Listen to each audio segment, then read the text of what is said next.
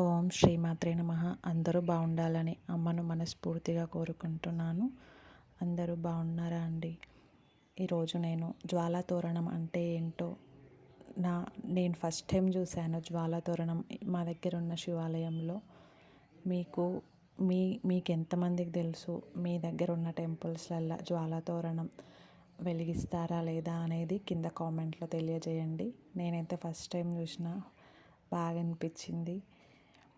జ్వాలా తోరణం అంటే ఏం లేదండి, శివాలయం ముందు మనం పెళ్ళిళ్ళకి తోరణం ఎట్లా కడతామో అట్లానే తోరణం లాగా కట్టి ఎండుగడ్డితో చుట్టి ఎండుగడ్డిని మొత్తం దానిపైన ఆయిల్లో ముంచిన క్లాత్స్ వేస్తారు. దానిని అక్కడున్న పెద్ద టెంపుల్ కార్యదర్శులు ఎవరైతే ఉంటారో వాళ్ళు వెలిగిస్తారు. దాని కింద నుంచి మనం 3 times దాటాలి అంటారు. అక్కడ ఉండే మంటలతో 1 time దాటాం మేమైతే.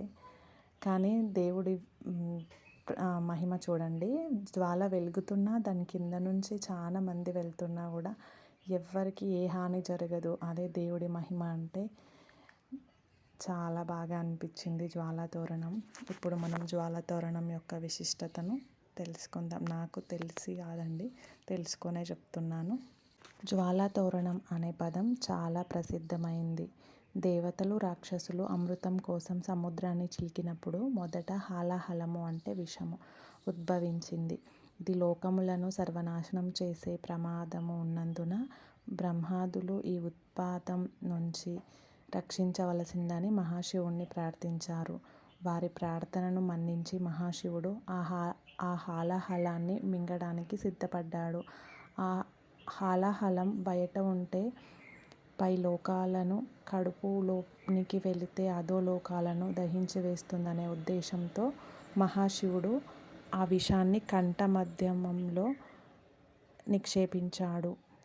ఈ దృశ్యాన్ని చూసి పార్వతీదేవి తన భర్తకు ప్రమాదం వాటిల్లుతుందని భయపడి శివునికి ప్రమాద నివారణ కోసం ప్రతి సంవత్సరము అగ్నిజ్వాల క్రింద నుంచి తన భర్తతో సహా దూరి వెళతానని మొక్కుకుంది.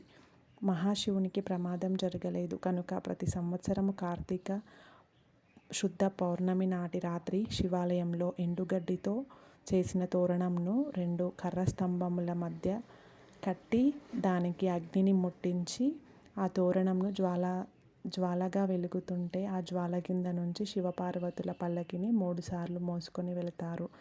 జ్వాల వలె వెలిగే ఈ తోరణాన్ని జ్వాలా తోరణం అంటారు. ఈ సందర్భాన్ని పురస్కరించుకొని ప్రతి సంవత్సరము జ్వాలా తోరణం కొన్ని టెంపుల్స్లలో వెలిగిస్తారు. ఫేమస్ టెంపుల్స్, ప్రసిద్ధి చెందిన దేవాలయాలలో అన్ని టెంపుల్లలో వెలిగిస్తారు. ఇక్కడ ఒక చిన్న విశేషం చెప్పడం కూడా అవసరం.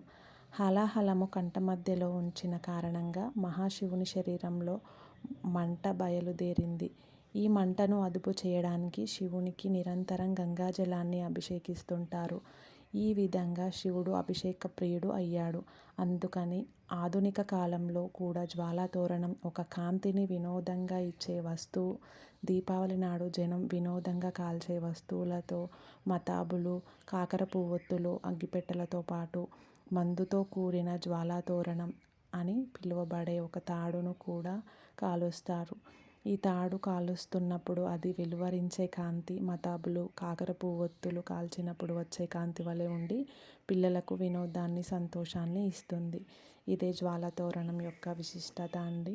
ఎవరికైనా తెలియకపోతే తెలుసుకోండి. ఎక్కడైనా మీ దగ్గర ఉన్న టెంపుల్స్లలో జ్వాలా తోరణం నెక్స్ట్ ఇయర్ వెలిగిస్తారేమో కనుక్కొని వెళ్ళి చూడండి. నాకైతే చాలా మంచిగా అనిపించింది. ఇంకొక విషయం, జ్వాలా తోరణం వెలగడం పూర్తి అయిపోయిన తర్వాత అక్కడ కింద ఎండుగడ్డి కాలిపోయింది, కొంచెం గడ్డితో మిగిలింది, కాలిన గడ్డి కింద పడిపోతుండండి. అది తెచ్చుకొని ఇంట్లో పెట్టుకుంటే ఆర్థికంగా అభివృద్ధి జరుగుతుంది అని అక్కడ చెప్తే విన్నాను నేను. మీరు కూడా ఒకసారి నెక్స్ట్ ఇయర్ ఎక్కడైనా ఉంటే వెళ్ళి చూడండి. చాలా బాగా అనిపించింది జ్వాలా తోరణము. అందరికీ ధన్యవాదాలు. Thank you. ఈ వీడియో నచ్చితే లైక్ చేయండి, షేర్ చేయండి.